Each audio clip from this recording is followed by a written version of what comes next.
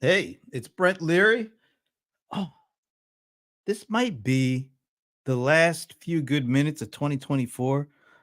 Wow, I don't maybe I need to rephrase that because that sounded really ominous saying it like that. The last a few good minutes show of 2024. Put it like that. Still more few good minutes to go, in 2024. Anyway, you know what I'm saying. It is really cool to be here. It is sunny out and it's about 50 degrees here in Atlanta. And I'm getting ramped up. I'm starting to get into the holiday spirit and all that kind of stuff. Although I am definitely not looking forward to hitting the airport on Christmas Day. But you got to do what you got to do to go see the people that you want to see. All right. So I am definitely looking forward to that. But before I get to all that and start doing all the Christmassy stuff, I want to spend a few good minutes with a gentleman that I've known for years. And I've had the opportunity, I think the very first time I met him, of course, it was through the venerable Paul Greenberg. There's always, it's like he is the Kevin Bacon of the CRM industry, Paul Greenberg, but he's actually a better version of, you know what I'm saying. So I believe I met my guest at the SEAT conference and I forget what city. This Sports and Entertainment Alliance with Technology, and we're both big sports fans, but we definitely do not celebrate the same teams. I'll just let you know right that about that. But we met at the Sports and Technology Alliance conference, and this was before he became the chief digital evangelist at Salesforce. I think, it was at Interisys. I think it was at I see him in the green room. He's giving me that's right. So we've known each other for years. In 2015, I think he went to Salesforce to become the chief digital evangelist. He is one of the best known and best respected folks in social. I was going to say like social media, business stuff, but I would just say just social media. He's a very genuine person. He's a great person to know. And thank you to Vala Afshar for joining me today, this Wednesday before like everything shuts down until next year. Brent, it's awesome to be here. And yeah, I don't know who can dance better, Kevin or Paul, Footloose, Ew, but Paul gives better hugs. And I'm grateful to him for connecting us because you're awesome. oh, well, thank you. And let me say a quick hello to Sarita Kincaid. She is a big time Seahawks fan. But you know what? I really like her because she got me this Rams little ornament thing. And I don't even want to take it out of it's just so nice sitting in there. So I'm just going to keep it there. But thank you, Sarita, for being here. And hello, Alfred. He must know you. Does Cabletron ring a bell to you? Yes, that's my first job out of grad school. Was Cabletron. Wow. Cabletron split into four businesses, and the largest of the businesses was Interisys. So Wow. yes, I am. Okay. All right. Yeah, I almost really I don't know what I'm doing here putting this one up, but you know, this year I'm okay with putting this. yeah. I gave my bobblehead and mug away. By the way, no. So yeah, you're a big you know what? It's funny. The last couple of days I spoke to Dharmesh Shah from HubSpot, guy up in Boston. Yeah, Yesterday I spoke to Ron Miller from TechCrunch, big that's Boston right. fan. East Coast representing. Yeah. Yeah, and now I got you. It's like, have I gone crazy? What was all the Boston sports love people that I have coming onto the show? It's kind of strange, but Had I known I was going to follow Dharmesh, I may have come up with a reason like an illness or something because it's oh, please. he is an icon. He's a Oh, he's legend, awesome. Yeah, he's and awesome. he's just absolute wisdom. But you know So what? You are too. Well, let's not cut it short. You are too, and of course, you are just coming off the heels of writing this new book. Let me see if I can get it. There it is, Boundless, a that's new my mindset. favorite. That's my favorite picture of you. That's awesome. Okay. Before we get into the book, so now I got since you brought up pictures.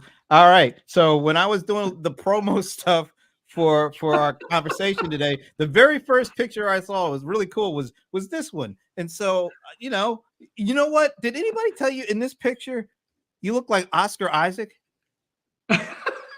I mean, you guys really favor each other, you know. And I was like, wow, he really looks like Oscar Isaac in this picture. But I saw this picture. I said, oh, this is the perfect picture for doing the promo for the show.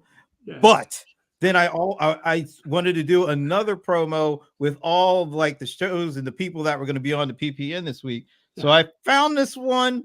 I was like, look at this picture here. My man is like in this really cool chair, laid back, got the legs crossed, looking sharp. And so I was like, all right, I got to figure out a way to use this. So I went with this, and I like to do the take the transparent, so I get all the background. It's just a unique look, man. I got to tell you. So I got to tell you, this is a picture this year. I was in Madrid, Spain, and the largest newspaper in Madrid wanted to, interview me for a variety of reasons. So they came to our Salesforce offices in Madrid. They were in the office for around an hour. For about 1 minute, the photographer was like, sit in a chair, lean back, and kind of give us a power pose. And I'm like, I don't know what that means. She goes, okay, sit back. And he like grabs my hand, puts it over the other, like finger lock. And he's like, lean back, and then don't smile. I don't have any pictures where I don't smile. I mean, I am usually, I think, resting face smile.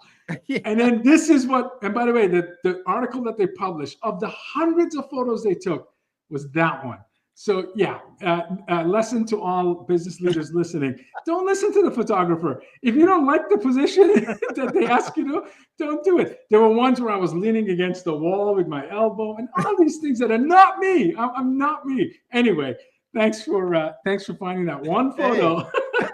I'll tell you, there were some comments and there's like, man, then that's a power pose right there. And then somebody was like, I want that chair. I was like, wait a minute, there's no chair in that picture, because I airbrushed it out there. But I thought it was such a cool picture. So thank you for rolling with the punches on that, and for doing this. And so the book, I was telling you, I just got the book the other day off of Amazon. I was like, wow, it's copyrighted 2024, and I got it in 2023. Does that mean something?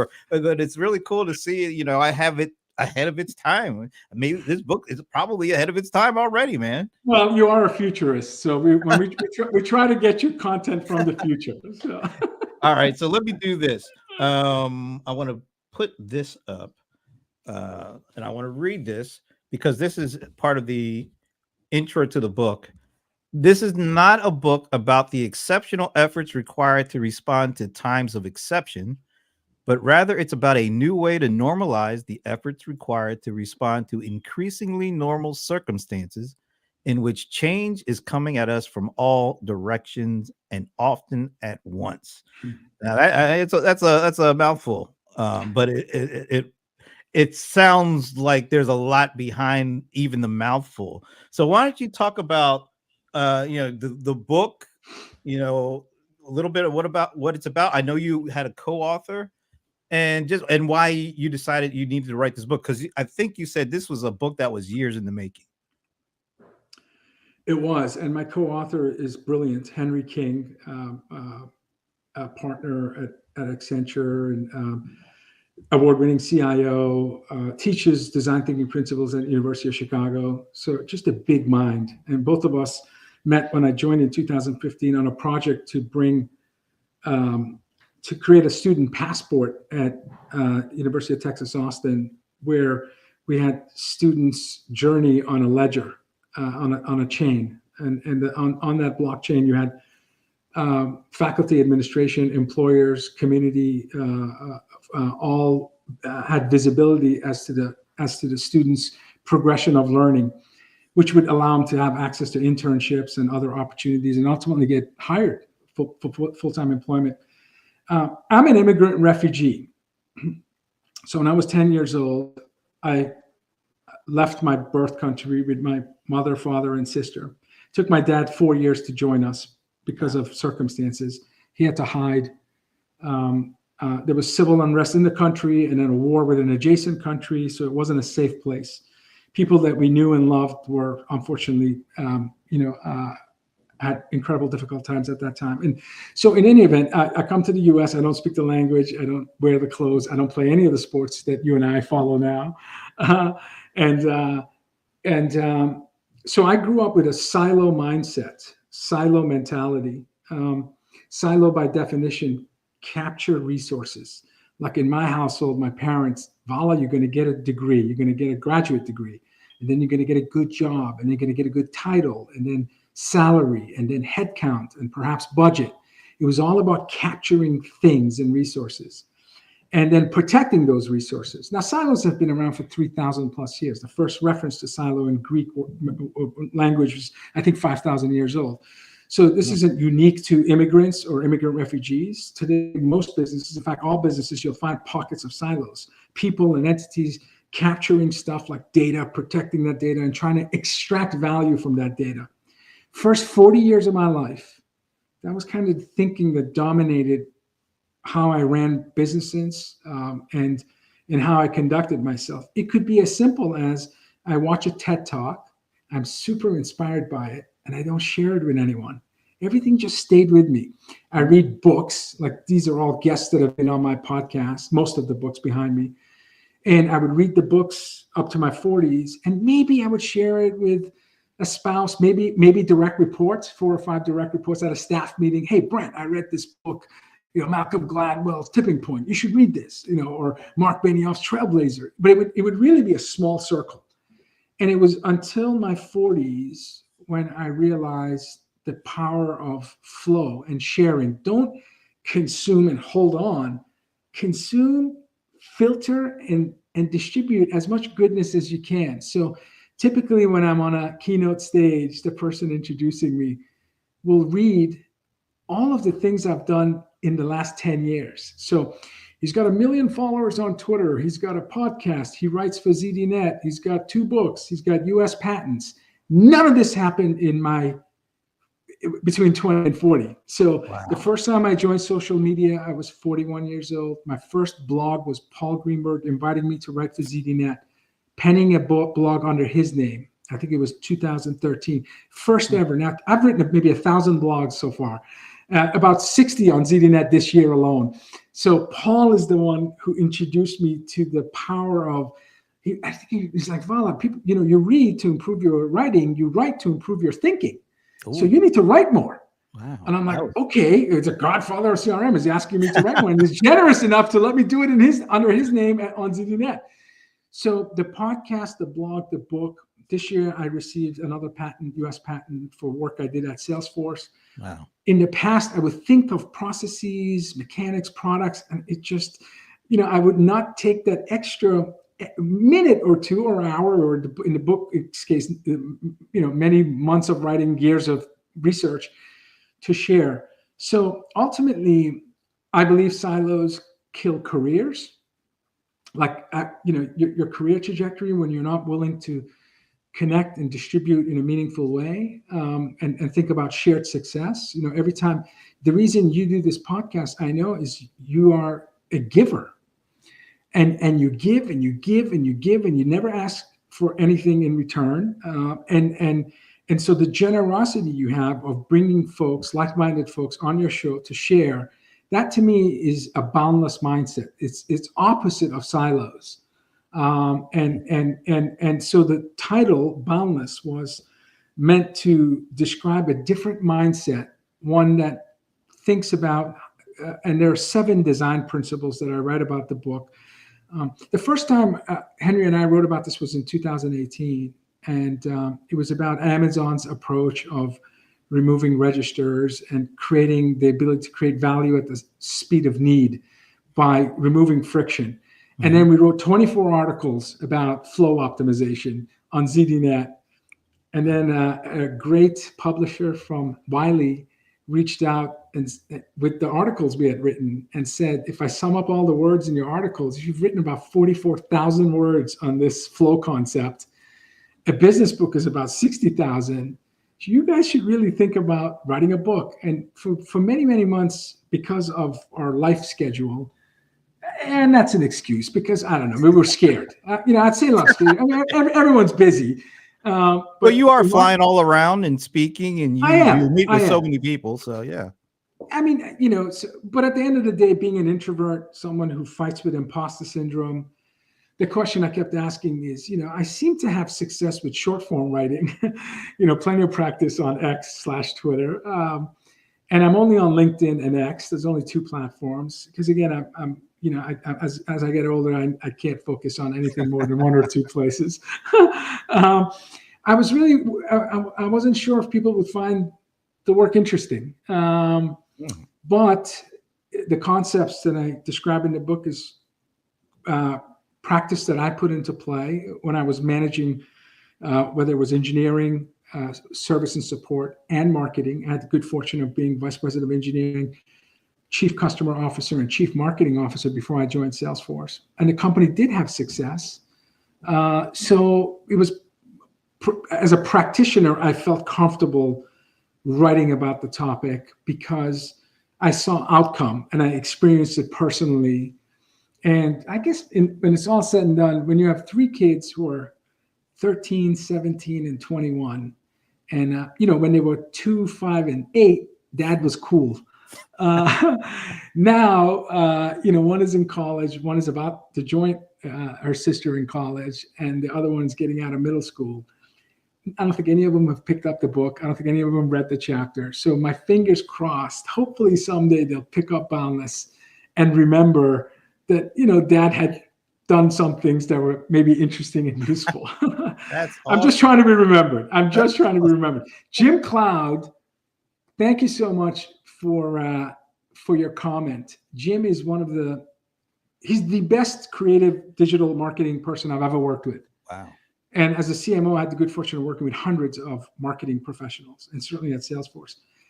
Jim is a unicorn when it comes to marketing because of creating his creative muscles, his critical thinking, and his just understanding of building mobile apps and data science and building websites. And he's a Navy SEAL, and he I think remembers the silo busting efforts we had working together because, again, in most enterprise, people hold on to things that they should really be sharing for the benefit of the customer, really, and themselves.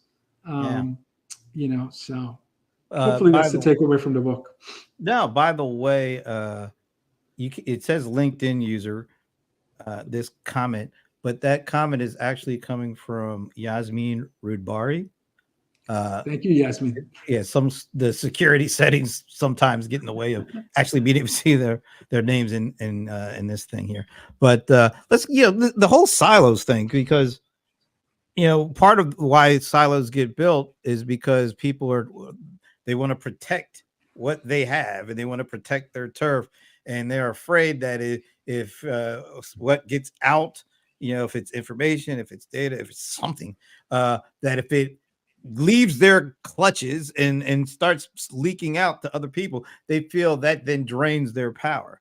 And then we also see kind of the applications are silos, excuse me. And so silos has kind of just been seeped into the foundation of a lot of what happens in the industry.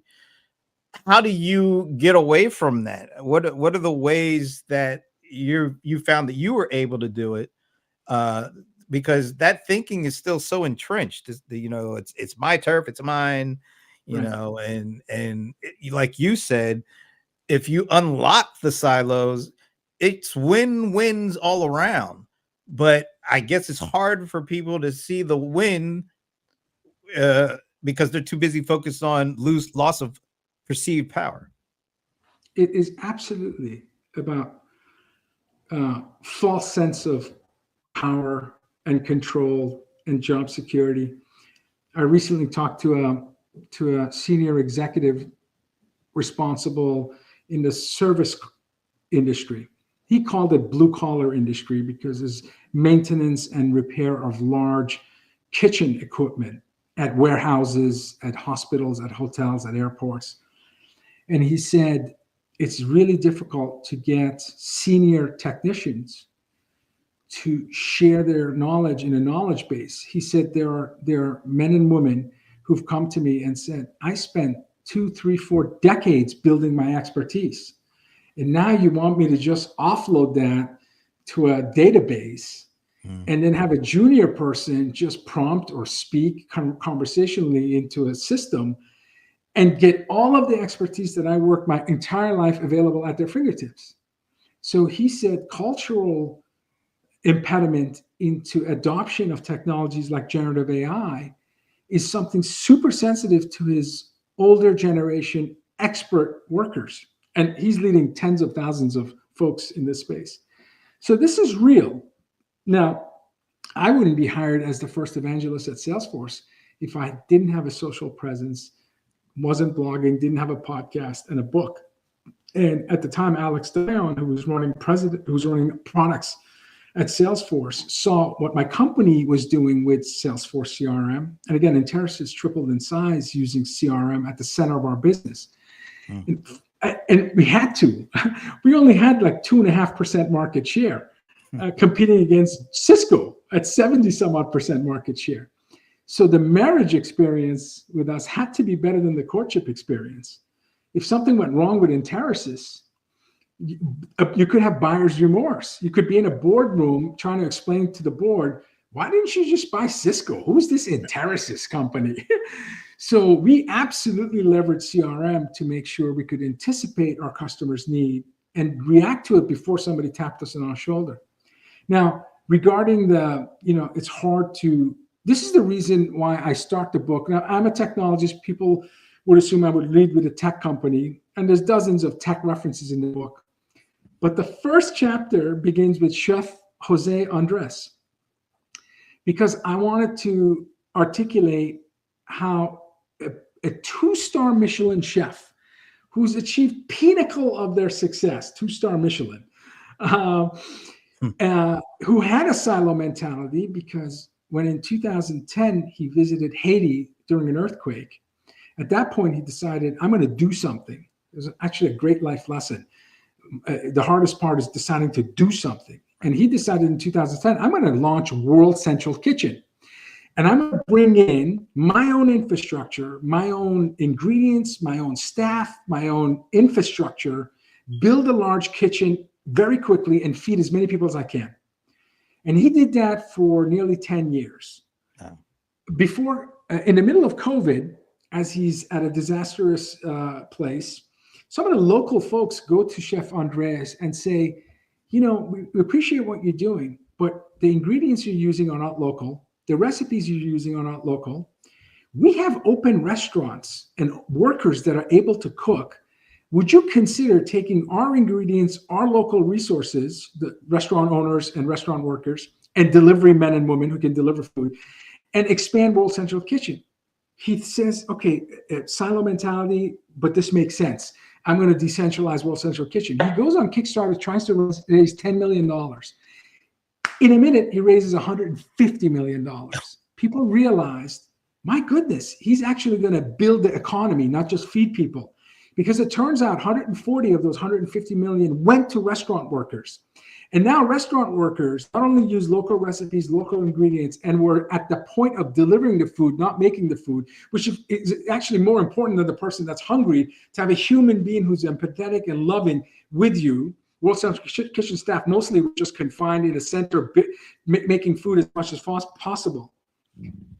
He made shared success part of his North Star. World Central Kitchen didn't have to parachute infrastructure.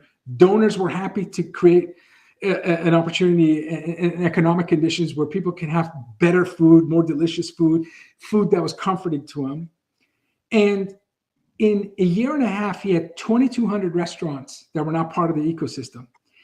What most people don't know is World Central Kitchen only has about 70 people on their payroll, 70, and they can deliver more than 1 million meals a day. That's more than Red Cross, more than United Nations, more than any organized entity on earth. So a 70-person World Central Kitchen, because they moved to a boundless mindset, different way of connecting, different way of distributing, different way of mobilizing, shared success as their core value, managing continuity, ensuring the right amount of volume of food we're getting to the hungry.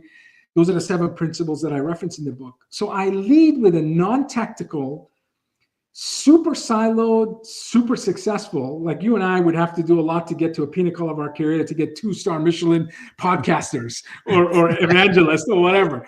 He's one of the best recognized chefs in the world. And to me, that was hopefully a simple, powerful way, rather than speaking about Microsoft, Amazon, SpaceX, Salesforce, Tesla, and all these amazing companies who I consider to be boundless companies, and I explain why. I led with a chef who's remarkable. That's a great story. And you mentioned like a number of kind of name brand tech companies, but what are the things, the commonalities, the traits that a company needs to have or acquire if you have to acquire because you don't have them originally? But what are the traits of a boundless company that will make them successful? And what are the things, the traits that you have to overcome that are probably already kind of built in to the kind of the fiber of an organization that is not boundless? They are very much rooted in the silo kind of mentality. Sure. Excellent question. And this is a journey. There's no mile marker where you hit and like, oh, you're a boundless company. Just like learning, like you and I were probably more intense about consuming knowledge now than when we were in college or high school. I know I'm certainly reading more books, having more conversations, and perhaps even more interested in any point in my life. So late starter. I wish I had that zeal of wanting to know as much as I can when I was in my 20s and 30s. I've been in business for nearly 3 decades, and all of it has been technology-oriented company, building technology, leading in industries, delivering great technology solutions. But if I had to think about success factors of being able to just simply deliver value when somebody needs it, deliver value at the speed of need. I don't want to make this into some science and complex formula. I wish I had less than 7 principles. We started with 15, Henry and I, so I'm actually proud we got down to 7 because we needed evidence-based visibility of these 7 attributes. But ultimately it is. I think when you want to earn trust and you want to be relevant, you really have to have a deliberate operating model of exchange of value. You and I, we don't have any relationships with people where they don't deliver value to us and vice versa. At least I know I don't. Over time, I'm surrounded by givers and folks that respect reciprocity. They expand my mind. I try to expand theirs. I don't know if I succeed all the time, but so I think when I think about success factors, culture to me is the most important. I think companies that I've studied, the company that I'm a part of now, as an immigrant, I gravitated towards the culture of my current company. There was a soulfulness to it. I could go in a room and see diversity. It was visible to me. It wasn't just talking about it and then you're there and you're like, I don't see this, So I think there was a level of authenticity.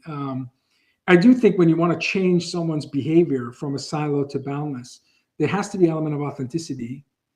And this is why culture is important. So what you think, what you say, and what you do has to be aligned.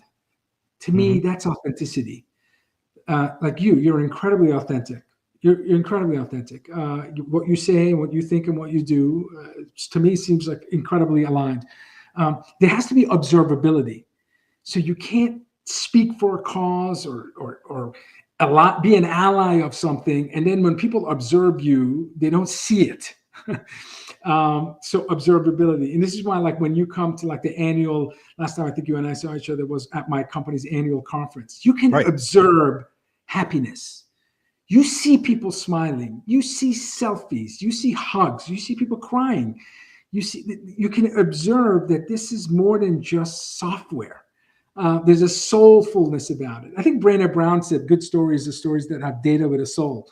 I think you can apply, you got to really think about, does it speak to why you do what you do, how you do what you do? But the why part's important. And the last thing, repeatability.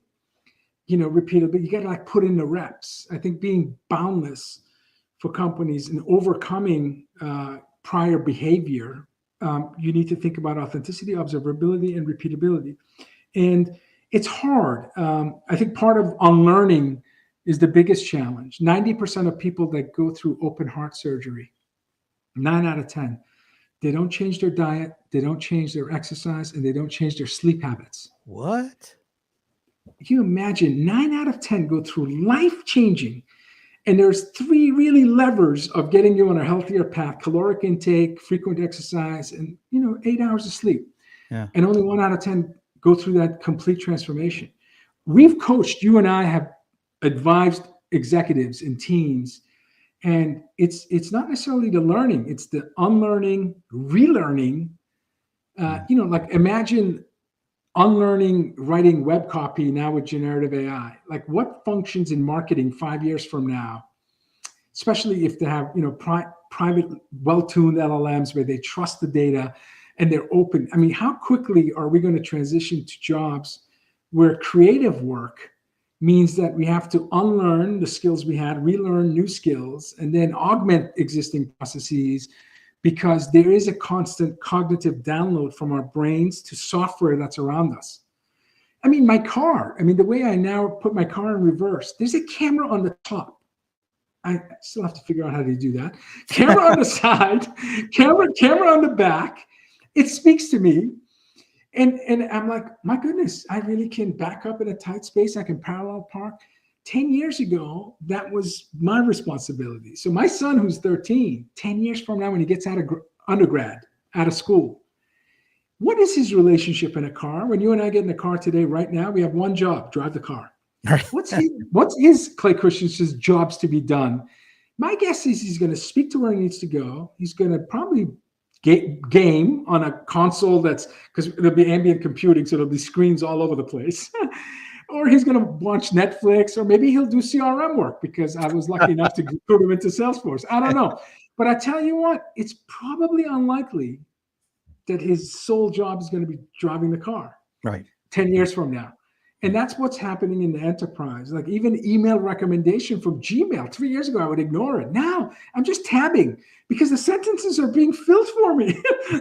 I'm like, wow, this is exactly how I want to say what I want to say. So slowly but surely, you're going to see boundlessness in business because there's going to be so much intelligence around us. Assistants will become more like concierge. Concierge will become more like agents. It's like you have your own chief of staff. It's going to be Brett GPT, who's going to tell you which guests you should bring on your show. The questions are going to be automatically generated for you. Cool photos. Oh, damn. What do I need? Why do I even need to show up at that point? It will not have your personality and charm and intellect. But many of the work will be, how much time do you spend? We're both podcasters. I spend hours researching my guests, getting photos and trying to read their books. And listen, I don't read all the books cover to cover, but if there's an author that comes on my show, just like you, I got the book in my hand and I'm flipping through pages. If you have trouble sleeping, my Boundless might be helpful to you. No. It's not Da Vinci Code. It's not. I'm sorry. It's not a thriller. It's a very. I've already started reading. It's a very easy read. It's not like you have to. I'm a simple person. Yeah. No, you don't have to have your thesaurus next to you. Yeah. If you were expecting big words, you're going to be very disappointed. No, but you know what? We talked a little bit about. All the Gen AI and how, we're starting to kind of live in the co-pilot era or whatever, the assistant era. But, there are multiple assistants, multiple co-pilots, and some of them are very specialized for specific tasks and things like that. What is the potential that we don't, resort to this silo thinking that we kind of got into with the applications, but now we're starting to get these these co-pilots and assistants. They're coming from multiple vendors. What's the opportunity or possibility that we are able to avoid turning that into, these assistants and co-pilots into the ultimate silos? No, this is why there's such a strong open sourcing, the content. You definitely have two camps that speak to, the public versus private LLMs, and more importantly, the LAMs, like the action models. At the end of the day, to be able to automate, and really there's an opportunity to hyper automate workflows as the data is more trusted. The next step is to use that data and take action. So you're going to see large action models. So the three principles that I lead with in the book, first is connections. So just understanding your stakeholders and your systems, understanding your tech stack. And connections, I start from a people perspective. That's why I talk about trust and love and value exchange as core pillars of deliberately understanding important connections you need to have within your business and external to your business. Integration is the next natural principle that I talk about. Once you understand what needs to be connected, it's an integration journey. And my company produces stats that even in a large enterprise today with about 1,076 apps, which by the way grew 22% from last year, only 20 some odd percent of these apps are integrated. Now, you're not going to get to 100% integration. You don't need 100% integration. But the fact that IDC today talks about only 12% of companies share customer data across all lines of business. 1 in 10 companies share customer information to sales, service, marketing, and commerce. How can you deliver value at the speed of need? How can you talk about delighting stakeholders when 9 out of 10 lines of business have no clue about how the company is interacting with your brand, your business? And then lastly, distribution strategy. So you have a map of what needs to be connected. You distribute thoughtfully what needs to be, you integrate thoughtfully what the connections. I mean, we spent $7 billion on a integration platform, MuleSoft, because we realized when we went to most established companies, it wasn't greenfield all cloud. You had on-premise, highly customized solutions. You had multiple clouds. So now you had to orchestrate multiple clouds, multiple on-premise, and integrate the two. Without APIs, without MuleSoft, we couldn't do that. Right. In the first principle of connection, we realized in COVID, we weren't connecting internally with our stakeholders as well as we wanted to, a more frictionless social technology. So we spent the most we've ever spent, 27 and change billion, on a social, low friction, text-based like Slack capability. And then last thing, distribution. Humans are visual learners. 90% of what our brains analyze are visual in nature. So when I put a slide up for audience, 60,000 times faster, around 13 milliseconds, is the time it takes for them to see the pictures on the slide before they read the words. So dashboards and democratizing information in a way where we could use imagery. We didn't have great dashboards, so we spent $17 billion. This is like the last 4 years. So it's just $51 billion on connection, integration, and distribution with Tableau. Right. So I don't speak to like technology in my book, but I do recognize that Salesforce journey to becoming Boundless required investments so that we can strengthen our connections, strengthen our integration, and then certainly distribution. The other 4 are mobility, continuity, autonomy, and then lastly, shared success. When I think about the 1-1-1 model, 10,000 companies are now using our philanthropic model. When I think about Trailhead, 20 million active learners learning for free. When I think about our corporate venture capital arm, which is the most active CVC in the country, launched in 2009, we invested in a startup almost at a cadence of once a week. In fact, one of the first startups we invested in 2009 was HubSpot. So, and I know former prior guest. I remember that. Yeah, absolutely. Yeah. So when we talk about shared success, how we invest in entrepreneurs, how we invest in learning, how we invest in philanthropic initiatives, this is why I say, like, if you want to shift from silo to boundless, it is a culture, people, process, and lastly, technology. And I'm sorry for the technologists that are my colleagues or folks watching. As much as we love our shiny objects, as much as we love our toys, and as much as we've spent our entire careers building tech that can help society, without the right culture, without the right people, without the right processes, it's just, you're not going to reach your full potential. You're not going to reach your boundless potential. You know what? It's good to plug in the word in it. Sorry, go ahead.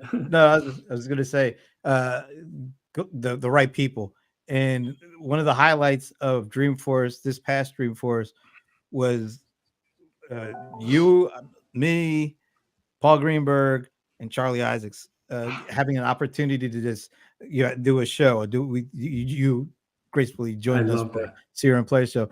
I And love I don't know if you remember, we almost all started crying on during that thing because Charlie was talking about the story of his father had recently passed, and he has a community around him because he's just that kind of guy, and people love Charlie. And he was overtaken when this group of people started showing their T-shirts that the message was basically, something to the effect that Charlie's father was very steeped in some, I forget exactly what it was, but they were basically wearing these T-shirts to show how affected and how important not only Charlie was, but also Charlie's father was to what they were about, their community. And that was really a touching, very memorable thing that happened at Dreamforce, and which kind of connects a lot of the dots you were just talking about. Charlie has a magnetic pull that he has because of his boundless generosity, kindness, humility, accessibility. And a lot of times, Charlie would talk about his father influencing the way he lives a recommendable life. And so a community of Salesforce customers and partners, not employees, right? Customers and partners wearing T-shirts to celebrate Charlie and his dad. And he clearly became emotional. I would have been a puddle. I would have been a mess. I don't even know. You were holding him together. So that also shows. I was like, yeah. Am I going to make it through? Yeah, but this is, Brent, this is at the end of the day, people do business with people that they trust, respect, and like. So my advice to entrepreneurs, startup founders, even established executives who watch your show, be likable, be trustworthy, be honest. Earn the right to sit next to your customer and partner, not across from them. And it's very hard to do that. And it's not just the physical placement of the next time you're in front of a customer, but when a customer asks you to advice on personal questions or big questions like company big bets or life questions and advice, there are times where I'm in front of a customer or a partner and I realized, wow, I can't believe they want my input for this thing, because this thing can potentially be an inflection point that'll completely change this person's life. And I've earned the right to share what I think. At that moment, I don't feel like I'm sitting across from them. Even if I'm sitting across from them, I feel like I'm sitting next to them. And I think if you avoid the mistake I've made of the first 40 years of my life of not realizing networking is about giving. We do a podcast, we're active on social, we write articles, we advise, we write books, because it's a way for us to share our knowledge. And again, most of us, especially, again, as an immigrant, we do it with, zero expectations. The world doesn't owe you a thing. It took me a long time to figure that out.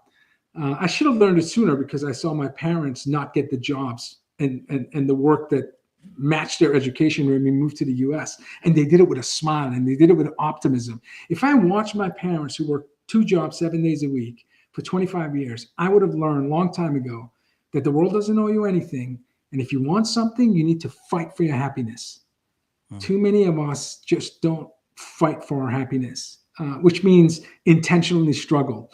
And it's hard. It's hard. And I'm still trying. I get reminded at home, like my kids are, is that a boundless attitude, Dad? I'm like, oh, come on now. This is like, stop this. So awesome. people are calling me on it. So anyway, it's awesome. It's a good reminder. Your kids calling you on. That's awesome, man.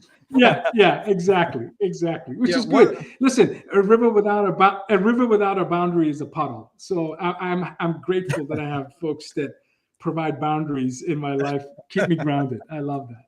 One last thing I'd love for you to talk about, because you know, the reason that people love. Let me just put this up. Um, and this is, I want to make sure I got her name right again. Yasmin Rubari. Look what she says.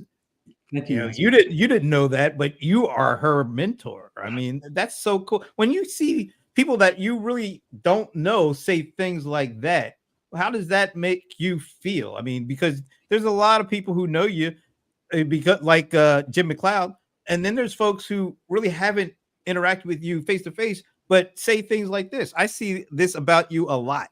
How does that make you feel? Yasmin's comments will fuel me for many, many weeks, months, and years to come. It's a privilege to to receive a compliment. We don't. And this is something I need to work at myself. I'm an introvert, so I've done a terrible job of keeping in touch with friends and past colleagues. I feel like I'm imposing on their time. I don't know when to engage. I want them to understand that if I'm engaging, it's not for an ask. I've just missed them. I could probably sit here and make a list of 50 names that I miss. And maybe that's the call to action. When you care about someone, if someone's done something to help you, reach out to them. And I need to do a better job of that. This will be I don't like making New Year's resolutions because, I keep track of every one of them and then I get obsessed. But this is a good one. Deliberately reach out. Maybe I will, maybe I'll do 50 coffee sessions next year.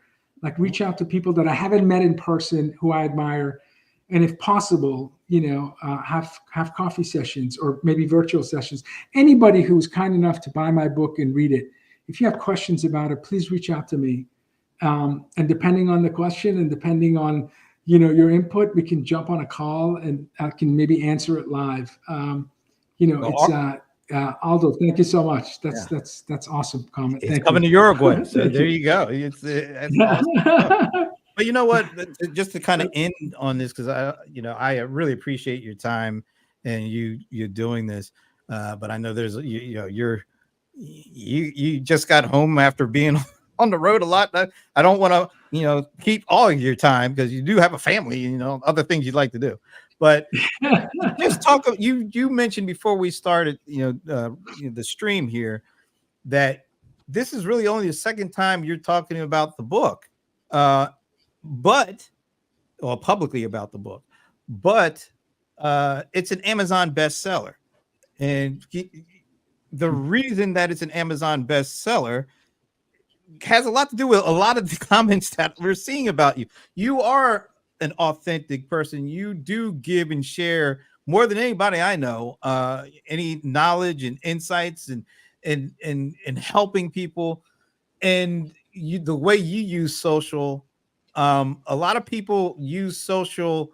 They say they want to share, but they're really sharing as a byproduct of wanting to get something back. So their share is really more about them than they're actually the people they're sharing with. That's not you.